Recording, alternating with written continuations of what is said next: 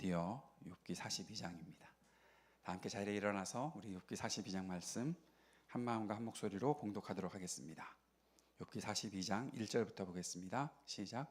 욥이 여호와께 대답하여 이르되 주께서는 못하실 일이 없사오며 무슨 계획이든지 못 이루실 것이 없는 줄 아오니 무지한 말로 이치를 가는 자가 누구이니까. 나는 깨닫지도 못할 일을 말하였고 스스로 알 수도 없고 헤아리기도 어려운 일을 말하였나이다. 내가 말하겠사오니 주는 들으시고 내가 주께 묻겠사오니 주여 내게 알게 하옵소서. 내가 주께 대하여 귀로 듣기만 하였사오나 이제는 눈으로 주를 배옵나이다. 그러므로 내가 스스로 거두어드리고 티끌과 재 가운데서 회개하나이다. 여호와께서 욥에게 이 말씀을 하신 후에 여호와께서 대만 사람 엘리바스에게 이르시되 내가 너와 내 두 친구에게 놓아나니 이는 너희가 나를 가리켜 말하는 것이 내 종 욥의 말같이 옳지 못함이니라. 그런즉 너희는 수소 7과 수량 7을 가지고 내 종 욥에게 가서 너희를 위하여 번제를 드리라. 내 종 욥이 너희를 위하여 기도할 것인즉 내가 그를 기쁘게 받으리니 너희가 우매한 만큼 너희에게 갚지 아니하리라. 이는 너희가 나를 가리켜 말한 것이 내 종 욥의 말같이 옳지 못함이라. 이에 대만 사람 엘리바스와 수아 사람 빌닷과 나아마 사람 소발이 가서 여호와께서 자기들에게 명령하신 대로 행하니라. 여호와께서 욥을 기쁘게 받으셨더라. 욥이 그의 친구들을 위하여 기도할 때 여호와께서 욥의 공경을 돌이키시고 여호와께서 욥에게 이전 모든 소요보다 갑절이나 주신지라.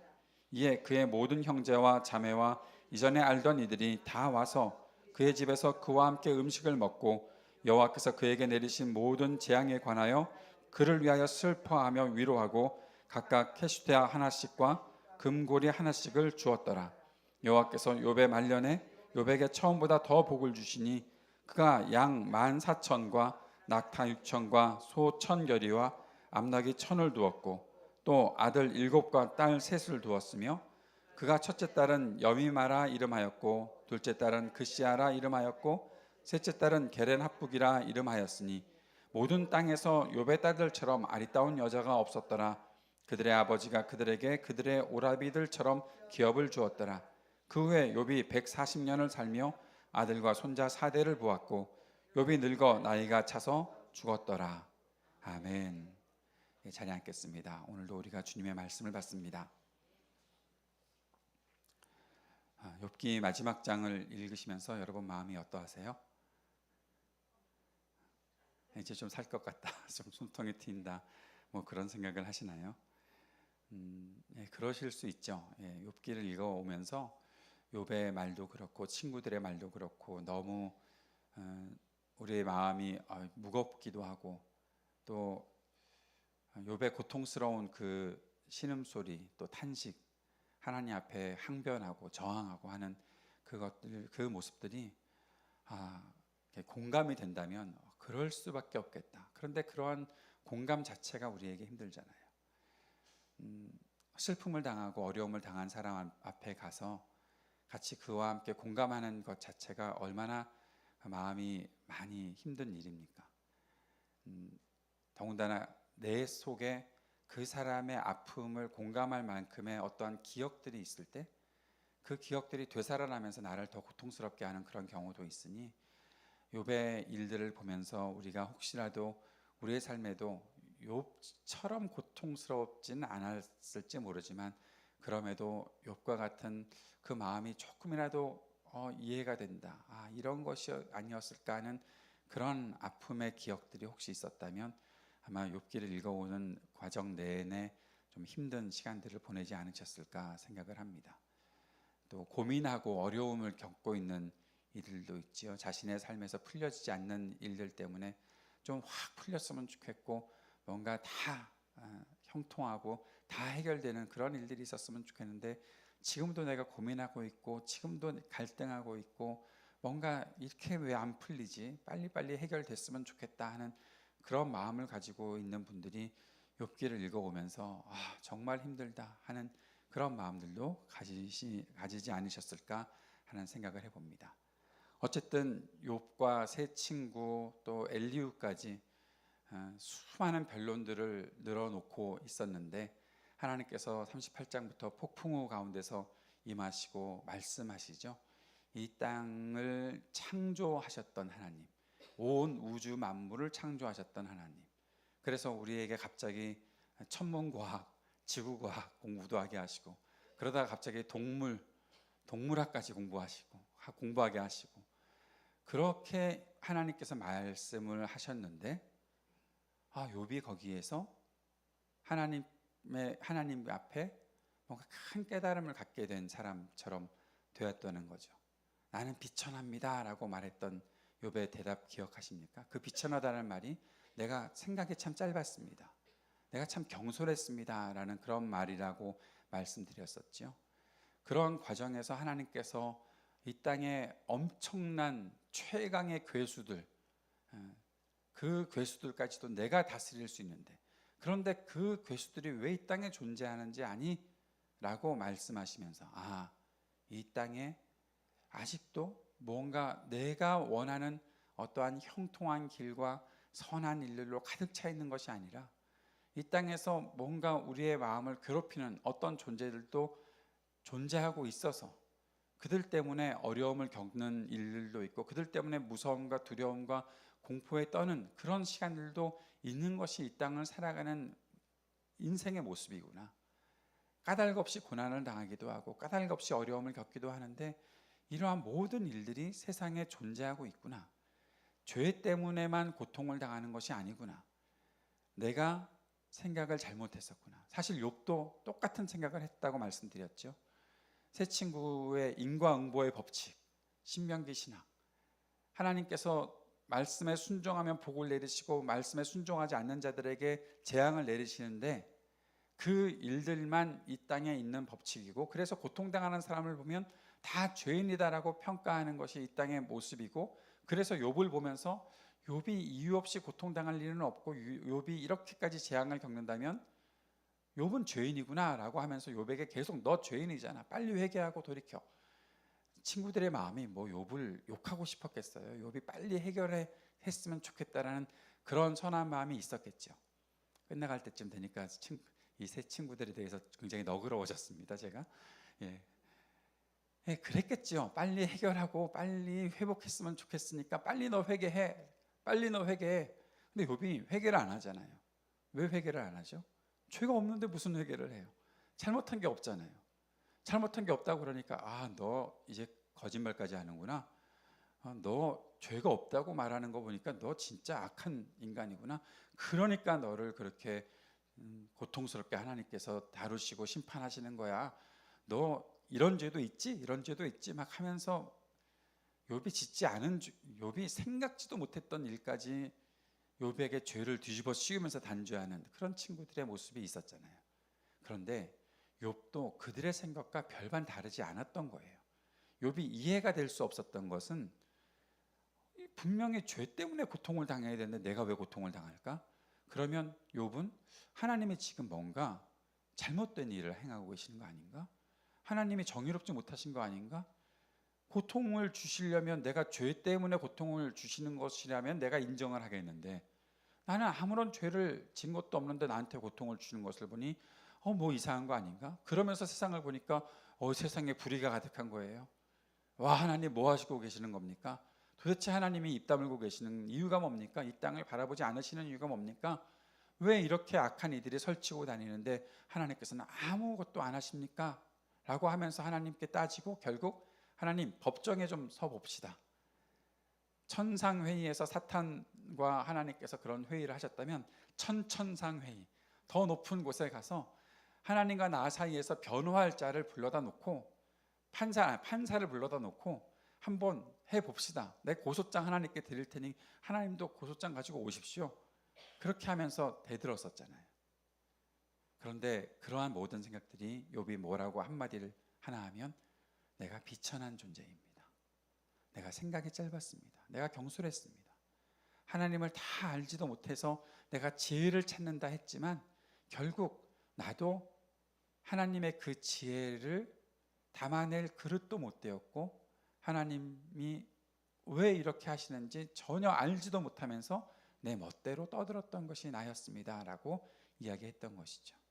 그럴 때 하나님께서 베헤목과 리오야단의 이야기를 하시면서 그런 강하고 엄청난 공포를 세상에 주는 존재가 있다 하더라도 내가 그것들을 다스릴 수 있는 거잖아.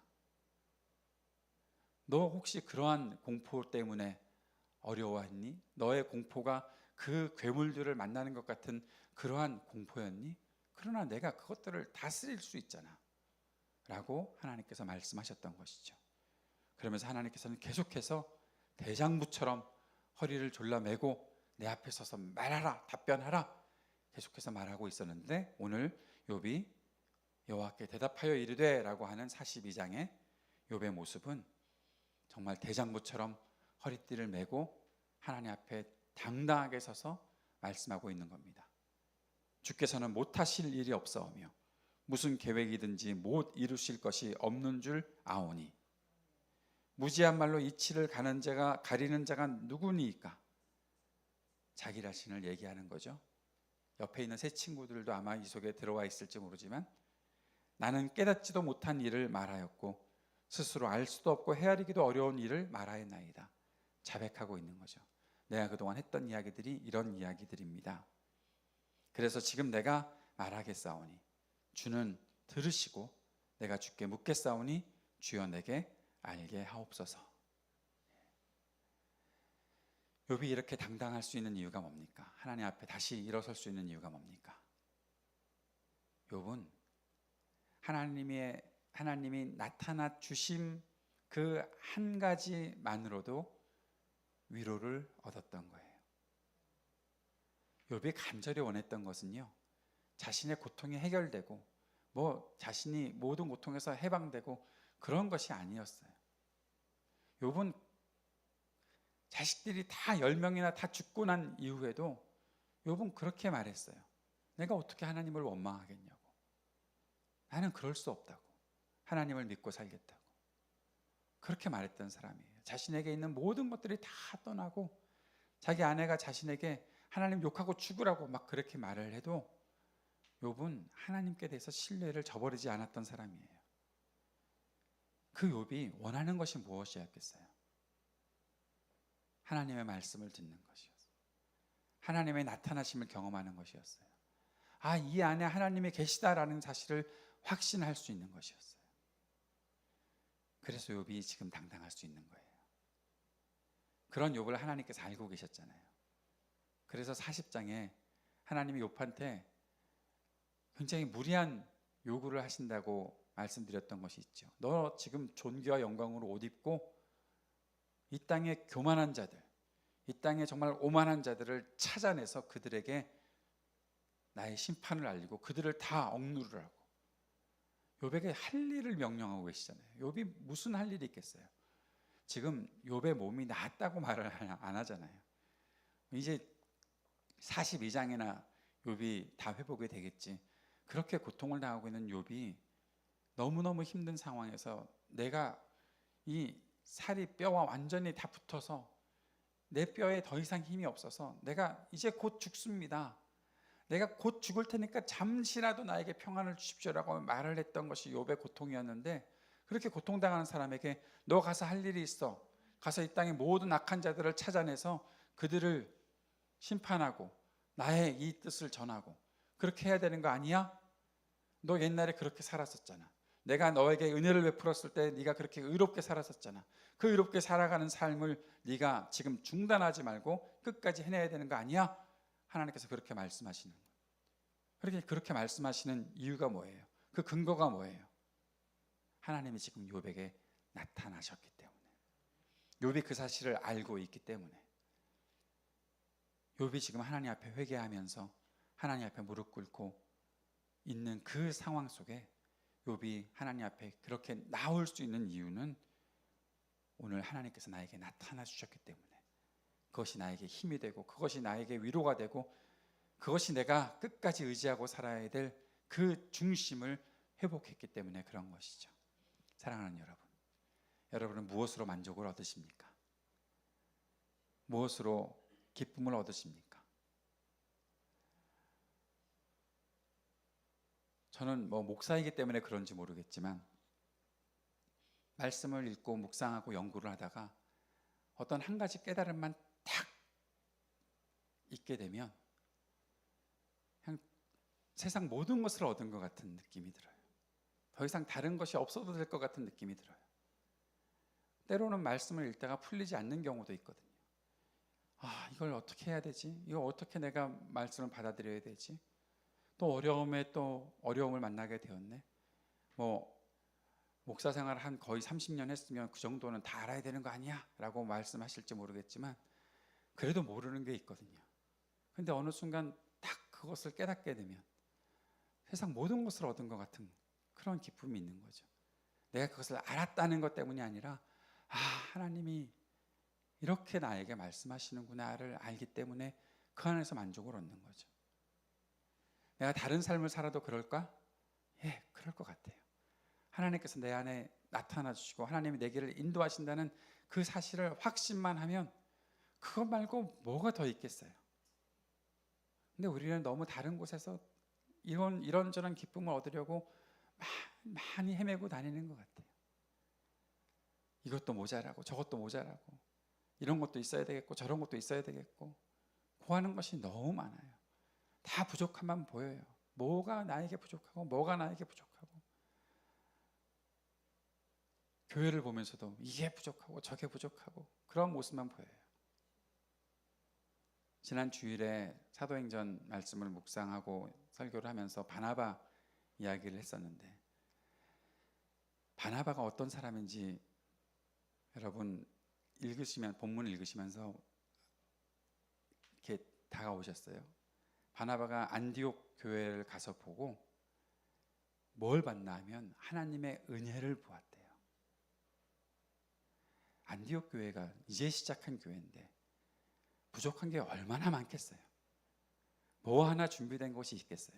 이제 예수를 믿고 이제 사람들이 모였는데 왜 부족한 게 안 보이겠어요.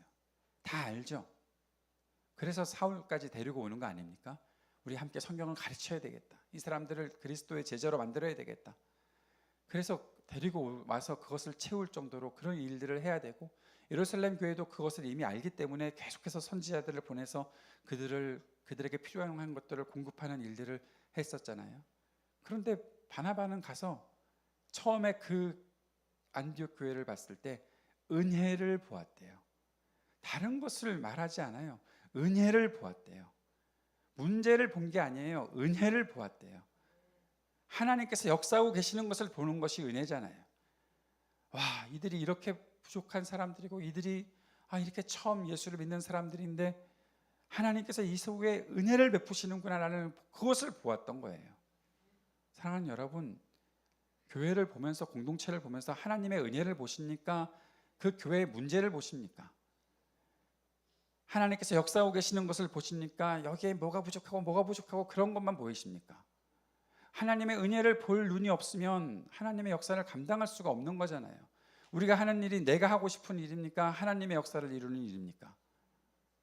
하나님의 역사를 이루는 일이 되어야 되잖아요.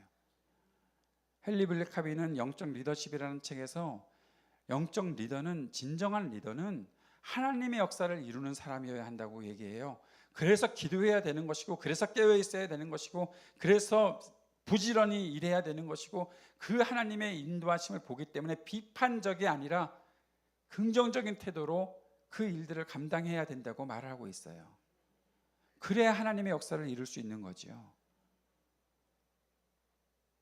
헨리 블랙카비는 한 공동체에서 이것도 비판하고 저것도 비판하고 계속해서 비판하는 사람은 절대로 리더로 세우지 말라고 얘기해요. 그런 사람은 리더의 자격이 없다고 얘기해요. 어떻게 보면 저 사람이 이런 것도 안 해 저런 것도 안 해 저 사람의 비판적 시각이 우리를 발전할 수 있게 만들겠네 그러한 생각도 할 수 있잖아요. 안 그렇겠어요? 그런데 그런 사람이 리더가 되는 것은 어려운 일이라고 얘기해요. 왜냐하면 리더는 하나님의 일을 이루는 사람이어야 하기 때문에 그런 거예요. 내 눈에 보기에 부족한 것이 아니라 지금 이 속에서도 하나님께서 역사하시는 것들을 이루는 하나님의 인도하심, 하나님의 은혜를 보는 사람이 리더여야 하기 때문에 그렇다는 거예요. 하나님의 은혜를 보면 만족한 것이죠. 여러분, 그렇다고 해서 만족하다고 됐어 이제 난 다 만족해 아무것도 안 해도 돼. 여러분 그건 또 아니잖아요. 하나님의 은혜를 알기 때문에 부지런히 일하는 거예요. 하나님께 감사하는 마음이 있기 때문에 더 헌신하는 거예요. 그 일이 우선이 되어야 하나님 앞에 헌신하고 쓰임받을 수 있는 거예요. 그거 아니고서 어떻게 하나님께 쓰임받을 수 있겠다고 말할 수 있겠어요? 욥은 하나님의 은혜를 보는 사람이었어요. 하나님의 나타나심을 보고 그것으로 만족을 누렸던 사람이었어요. 욥은 이제 다 채워졌어요. 아마 욥의 마음속에 더 이상 고통, 그 피부병 때문에 박박 긁고 있었던 거 하나님의 나타나신 이후에 안 긁었을지도 몰라요. 뭐 우리가 어디 뭐 아프고 그러다가도 뭐 하나 좋은 일 보면은 그냥 거기에 확 마음을 쏟아놓고 아팠던 것도 싹 잊어버리는 그런 경우들이 가끔 있잖아요. 물론 하나님께서 이미 다 치유해 주셨을 줄로 믿지만 욥의 마음속에는 자신의 아픔을 돌아보고 자신의 아픔에 집중할 수 있는 그런 시간이 없어요. 지금 하나님께서 나타나셨는데 하나님께 집중하고 있어야지. 그래서 하나님 앞에 서는 거예요. 그래서 욥이 고백하는 게 이 고백이에요.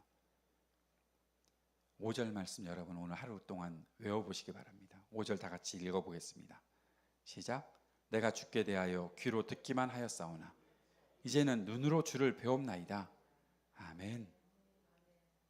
이 말씀 외워보시겠어요? 내가 주께 대하여 귀로 듣기만 하였사오나 이제는 눈으로 주를 배웁나이다. 내가 주께 대하여 귀로 듣기만 하였사오나 이제는 눈으로 주를 배웁나이다. 이 고백이 오늘을 사는 저와 여러분의 고백이 될 수 있기를 바랍니다. 내일도 우리가 살아있다면 이 고백 할 수 있었으면 좋겠습니다. 주님을 뵙습니다. 근데 여기에 놀라운 비밀이 있는 거 아세요? 사람이 어떻게 하나님을 봅니까? 사람이 어떻게 하나님을 볼 수 있습니까? 하나님을 보면 죽는 겁니다. 하나님의 그 임재 안에서 나의 아주 티끌 같은 죄와 부족함이 있어도 그 앞에서 하나님의 임재가 있는 그 공간에서 내가 잘못을 조금이라도 실수를 하면 죽는 겁니다. 지성소에 들어가는 대제사장들의 몸에 방울이 붙어 있었잖아요. 왜요? 방울 소리가 나지 않으면 움직이지 않는 건 죽은 거니까 끌어내야 되는 거예요. 하나님의 임재를 우리가 쉽게 경험하는 이유가 뭡니까? 사랑하는 여러분, 오늘도 하나님의 임재를 느끼고 계십니까? 주일 예배 때마다 하나님의 영광을 보고 계십니까? 왜 어떻게 그렇게 두려움도 조금도 없이 그렇게 말씀하실 수가 있습니까? 하나님을 보면 안 되는데 하나님의 영광을 본다고 얘기하는 이유가 뭡니까? 내가 신앙이 그만큼 좋아져서 내 믿음이 그만큼 이제는 내가 이렇게 목사도 되고 장로도 되고 권사도 되고 교회에서 열심히 일하는 어떤 일들을 하게 보니까 내가 새벽마다 이렇게 나와 보니까 이제 내가 하나님의 영광을 좀 볼 수 있는 자격이 주어졌습니다. 여러분 혹시 그렇게 생각하고 계시면 큰일 납니다.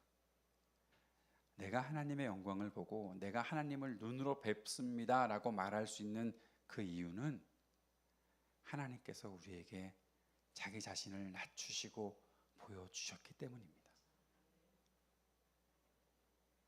하나님 그 자신이 우리를 구원하시기 위해 이 땅에 사람이 되어 오셔서 우리에게 나타나 주셨기 때문입니다. 지금 욥이 있는 시대에 예수님이 오신 것은 아니겠지만 하나님께서 자신을 낮추시고 욥이 하나님을 보고 있다고 고백할 정도로 하나님께서 자신을 그렇게 욥에게 나타나 주셨기 때문에 그런 것입니다. 저 높은 하늘 위에서 저 절대적인 영광을 누리고 계시면서 우리는 범접할 수 없는 그러한 하나님이셔야 하는데 그 하나님께서 우리에게 나타나 주셔서 말씀해 주시고 폭풍 가운데 임하시는 그 모습을 욥이 보게끔 하신 것은 하나님의 은혜입니다. 그 하나님의 은혜가 없이 어떻게 우리가 하나님의 영광을 봅니까?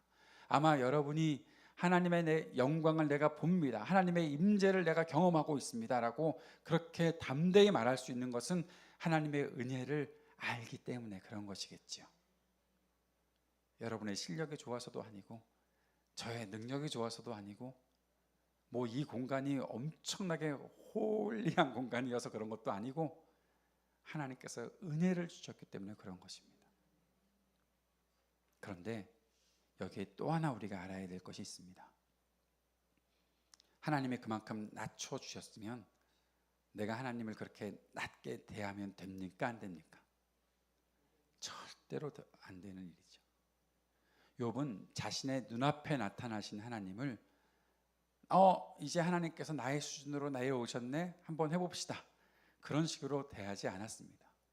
그 하나님이 이 땅의 창조주 주심을 알고 이 땅의 모든 주권을 갖고 계신 분이신 것을 알고 그 하나님을 향해 온전한 경배를 끝까지 드리는 것입니다. 내가 눈으로 배웠습니다. 그러므로 내가 스스로 거두어 드리고 티끌과 재 가운데에서 회개하나이다. 하나님의 은혜를 경험하는 사람, 하나님의 큰 놀라우신 은혜, 아무런 자격이 없는 사람에게 나타나 주시고 함께해 주시는 그 놀라운 은혜를 베풀어 주시는 주님 앞에 하는 고백은 바로 이것이어야 하는 것입니다. 하나님 감사합니다. 하나님 내가 이렇게 주님 앞에 회개하며 섭니다. 욥이 이렇게 회개한다고 해서 또 오해하시면 안 됩니다. 옛날에 욥이 지은 죄가 있었구나, 그거 회개하는 거 아니에요. 여기에서 회개한다는 말은 다른 뜻이 있는 거예요. 회개한다는 것은 내가 죄를 자백하고 주님 앞에 내가 돌이킵니다 라는 그러한 말이 되어야 하는데, 여기서 말하고 있는 이 회개의 의미는 약간 달라요. 그것은 뭔가 하면 내가 후회합니다. 내가 내 자신에 대해서 한탄합니다. 내 마음이 풀려서 누그러졌습니다 라는 그런 뜻으로 쓰여져 있는 단어가 여기에 회개한다는 단어로 나온 거예요. 히브리어에는 회개라는 말이 두 가지로 쓰이고 있어요. 하나는 내가 죄를 하나님께 고백하고 내가 용서를 구합니다라는 그런 것이 단어가 있는데, 여기서 쓰이고 있는 단어는 그런 뜻이 아니라 내가 후회합니다. 내가 경솔했던 것을 후회합니다. 내가 한탄합니다. 내가 이럴 수밖에 없었던 사실을 한탄합니다. 내 마음이 하나님을 보고서 다 풀려서 이제는 하나님 앞에 내 마음이 평안해졌습니다. 그렇게 내가 제 가운데서 회개하며 주님 앞으로 나아갑니다 라는 그런 고백으로 쓰이고 있는 거예요. 그게 그거 같지만 약간 그런 다른 의미가 있다는 것을 우리가 알아야 되는 것이죠. 왜 그렇습니까? 하나님의 영광을 보는 사람답게 하나님 앞에 겸손히 무릎을 꿇고 있는 일이기 때문에 그런 것입니다. 이런 욥의 태도가 우리 안에 있기를 바랍니다. 하나님은 엘리바스와 빌닷과 소발에게 노하셨습니다. 그리고 그들에게 제사를 드리라고 말씀하십니다. 욥에게 가서 제사를 드리랍니다. 욥이 아마 제사장의 역할을 해줘야 되는 것 같습니다. 그들의 죄를 속죄해주는, 그들이 죄를 지었다는 것이죠. 번제를 드리면서 속죄제를 드려야 되는 그 이유는 그들이 죄가 있다라는 거죠. 욥에게 하나님께서 제사를 드리라고 말씀하지 않으셨습니다. 욥은 옳았습니다. 정당했습니다. 하나님 앞에 그 저항하고 항변하는 그 태도에 심함은 있었지만 그것에 대해서 하나님께서 뭐라 하지 않으십니다. 나타나 주셨고 그 나타나심으로 말미암아 욥은 자신의 마음에 누그러뜨려졌습니다. 그러면서 그 세 친구에게 말씀하시는 거죠. 너희의 말이 내 종 욥의 말처럼 옳지 못하다. 욥의 말은 옳았다는 겁니다. 사랑하는 여러분, 고통스러울 때 하나님 앞에 나아가 부르짖고 탄식하며 외치는 것은 옳은 일입니다. 욥은 그 옳은 일을 끝까지 해냈던 사람이죠. 그런데 그렇게 고통당하는 사람 보면서 저 사람 죄가 있으니까 그럴 거야, 저 사람 저렇게 당하는 것은 마땅한 일이지, 뭐 그런 식으로 그를 단죄하고 그를 정죄하는 일은 잘못된 일입니다. 하나님께서 그들에게 죄를 씻는 제사를 드리라고 말씀하고 계시는 것이죠. 근데 궁금한 거 하나 있지 않으세요? 엘리후는 하나님의 언급도 안 하세요. 엘리후가 얼마나 길게 얘기했는데 엘리후는 하나님의 언급도 안 하세요. 그 이유는 여러분 상상에 맡기겠습니다. 뭐지? 도대체 엘리후는 뭘까? 하나님 바로 직전에 말했던 사람이라 뭔가 좀 의미가 있을 것 같은데, 재밌는 것은 욥도 엘리후에게 한마디 대답을 하지 않았던 것과 하나님도 엘리후에 대해서 한마디도 평가 안 하신다는 것. 새 친구, 그러면 엘리후는 제사를 드려야 되는 거야, 말아야 되는 거야? 별별 생각이 다 들지 않습니까? 성경에 말하지 않고 있는 것은 우리가 그냥 상상하고 추측하고 그냥 끝내야 되는데, 한동안 엘리후를 제가 계속 조금 더 생각해야 되지 않을까 싶은 생각이 듭니다. 근데 사실 엘리후의 말들 자체가 그 세 친구의 말을 종합 요약 표절했기 때문에 더 이상 하나님께서 엘리후에게 하고 싶은 말이 없으신 것 같기도 하고 뭐 그렇습니다. 빨리 욥이 회복되는 거 보여주세요 말씀하실 분들이 계실 것 같아서 짧게 하고 넘어가겠습니다. 욥이 갑절의 복을 받습니다. 이게 감동으로 오지 않으시죠? 왜냐하면 욥도 거기에 대해서 뭐 그렇게 중요하게 생각하지 않았을 거 아닐까? 왜냐하면 욥은 까닭 없이 하나님을 경배했던 사람이잖아요. 저에게 욥기에 대해서 책을 쓰라고 하고 그 책의 제목을 다루라고 한다면 아마 그렇게 달 것 같습니다. 까닭 없는 경배, 까닭 없는 고통. 별로 감동이 없으신데 안 써야 되겠습니다. 까닭 없는 경배. 욥에게는 하나님께서 복을 주시는 게 그냥 주시는 거예요. 너 이거 받았으니까 날 경배해.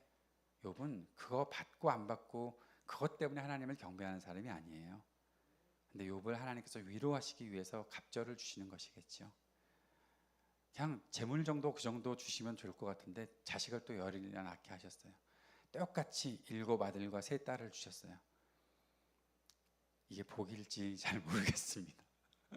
왜냐하면 10명 키우느라고 욥이 얼마나 고생했던 것을 우리가 아는데, 왜냐하면 얘네들 잘 교육시키려고 얘네들이 생일잔치만 하면 그냥 가서 또 제사 드리고, 욥이 그런데 140년을 더 살았다고 하니까 지난 60년을 살면서도 그렇게 살았던 사람이 140년 살면서 안 그렇게 살았겠냐고요. 똑같이 살았겠지. 그러면 욥이 자식들 키우느라 얼마나 고생을 했을까라는 그런 생각이 들어오더라고요. 저는 저의 이 생각이 잘못됐다면 저를 좀 고쳐주셨으면 좋겠습니다. 왜냐하면 자식 하나 키우는 것도 힘든데 넷 키우느라고 얼마나 힘드셨겠어요. 그런데 욥이 지금 10명 낳아서 걔네들 다 죽어서 슬퍼하긴 했지만 다시 또 10명을 주신다면, 근데 질문이 또 하나 생기잖아요. 욥의 아내가 그냥 또 돌아와서 살고 있는 거거든요. 욥이 다시 결혼했다는 말이 없는 게 이게 참 힘든 일입니다. 왜냐하면 욥의 아내가 성경에 나오는 악처 중에 한 명이라고 사람들은 얘기를 하는데, 이 사람이 떠나고 하나님께서 욥에게 새로운 사람을 붙여주셔서 결혼해서 살았으면 좀 더 이렇게 해피한 엔딩이 아닐까 싶은 생각이 살짝 들어오는데 그런 얘기가 없어요. 그냥 욥의 아내가 와서 또 10명을 또 낳았으니 그 여인은 20명을 낳았네요. 또 키웠네요. 또 이 아이들을 또 키웠네요. 그 장성할 때까지 키우는 게 얼마나 고통스러운 일이었을까. 그런데 욥이 얼마나 기뻤는지 그 사실을 여러분 어디서 보게 되나 하면 욥의 3 딸의 이름이 기록되어 있잖아요. 근데 3 딸의 이름을 기록해 놓은 이유가 있어요. 7 아들에게처럼 똑같이 그들에게도 기업을 주었다라는 거예요. 그 말은 무엇입니까? 너무 좋은 거예요. 너무 감사한 거예요. 딸들이 기업을 받는 일은 거의 없습니다. 그렇게 하나님께서 말씀도 안 하셨고, 나중에 그 일들은 뭐 슬로보앗의 딸들이 항의하면서 막 그런 일들이 막 있었을 때 그들에게 기업을 준다 또 안 준다 뭐 여러 가지 법들이 막 바뀌는 것들이 구약에 있었던 법들이었거든요.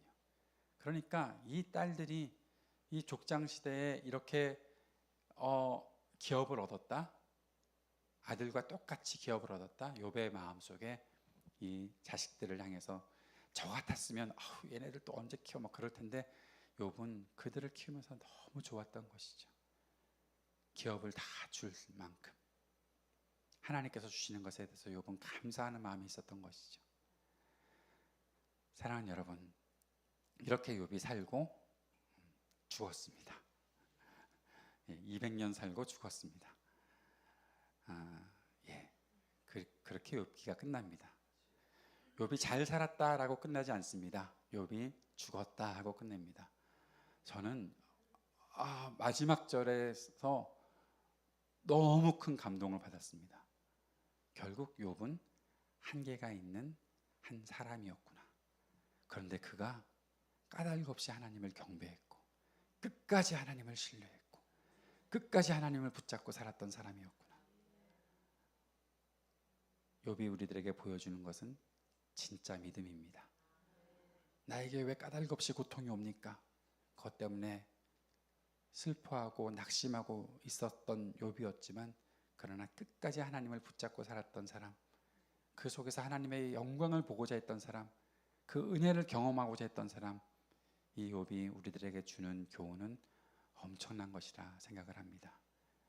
한계가 있지만, 자신은 부족한 사람이고 자신은 생각에 부족한 사람이지만 그렇게 비천합니다라고 하지만 그 모든 그의 고백이 하나님 앞에 있는 믿음의 사람의 고백이었다는 사실을 우리가 기억하고, 사랑하는 여러분, 여러분의 모든 삶의 영역에서 이 하나님의 영광을 볼 수 있는, 내가 귀로만 듣지 않고 눈으로 보고 있습니다라고 고백할 수 있는 그 믿음의 길을 걸어가는 여러분 되시길 바랍니다. 혹시라도 고통의 때가 있다면 그 고통의 때를 나를 단련시키셔서 나를 순전한 모습으로 나오게 하실 하나님의 그 인도하심이 이 속에 있습니다라고 고백하고 끝까지 주님을 향해 붙잡고 나아가는 우리가 될 수 있기를 바랍니다. 그리고 이 땅에 고통당하는 사람들을 바라볼 때 어떠한 정죄나 단죄가 아니라 그들의 고통을 위로해주고, 마지막에 욥에게 찾아온 또 친구들이 있더라고요. 와서 그가 겪었던 일들을 위로해주고 함께해 주었던 그런 사람들의 모습이 나타나 있는 것을 보면서 앞에 있었던 세 친구나 엘리후처럼 그들처럼 고통당하는 사람에게 단죄하고 고통당하는 사람을 평가하고 판단하는 것들을 우리가 반면교사로 삼고 우리는 그런 실수를 범하지 않도록 주님, 이 땅에 많은 고통당하는 사람들을 위로하며 살게 해주십시오. 그렇게 살아가는 주의 복을 누리는 우리가 되게 해주십시오. 주님 앞에 기도하며 나아가는 믿음의 길이 우리에게 열리기를 바랍니다. 월요일부터는 잠언 말씀 함께 묵상하려고 합니다. 하나님께서 우리에게 지혜를 주시는 이유가 무엇인지, 그 지혜는 우리에게 어떻게 사용되어야 하는지 우리가 하나씩 말씀을 통해 묵상하는 귀한 시간이 될 수 있기를 바랍니다. 오늘 이 시간에 함께 우리 기도할 때 주님, 좀 전에 말씀을 정리하면서 우리가 나누었던 내용처럼 어떠한 일이 있더라도 끝까지 주님 앞에 있는 우리가 될 수 있게 도와주십시오. 그리고 이 땅에 고통당하는 사람을 위로하고 함께 해주는 사람 되게 해주십시오. 주님의 영광을 보는 믿음의 눈을 활짝 여는 사람 될 수 있도록 도와주십시오. 주님 앞에 기도하는 이 시간이 되었으면 좋겠습니다. 함께 기도드리겠습니다.